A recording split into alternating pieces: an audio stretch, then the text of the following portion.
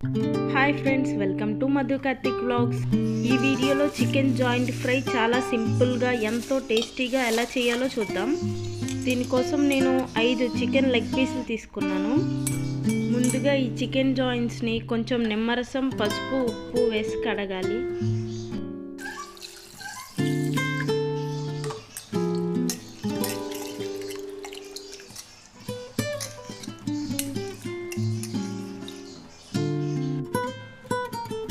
ఇప్పుడు నీట్గా కడుక్కున్న ఈ చికెన్లో పసుపు, ధనియాలు, జీలకర్ర పౌడర్, గరం మసాలా, సాల్ట్,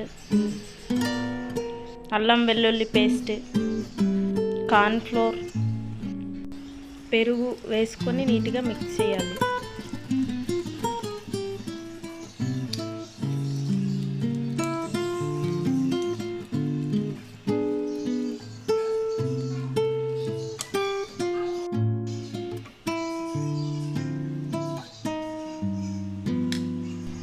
లాస్ట్లో కారం వేసుకొని నీట్గా కలుపుకొని ఈ మ్యారినేట్ చేసిన చికెన్ని 2 అవర్స్ ఫ్రిడ్జ్లో పెట్టుకోవాలి.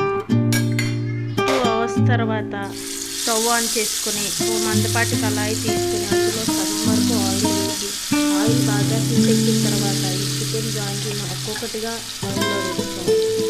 స్టవ్ మీడియం ఫ్లేమ్లో పెట్టుకుంటే చికెన్ జాయింట్ బాగా ఉడుకుతుంది. ఈ ఫ్రైని ఎక్కువగా కలుపుతూ ఉండకూడదు. ఒకవైపు పీసులన్నీ నీట్గా పీసెస్ ఇలా గోల్డెన్ బ్రౌన్ కలర్లో వచ్చేస్తే మన చికెన్ జాయింట్ ఫ్రై రెడీ అయిపోయినట్లే.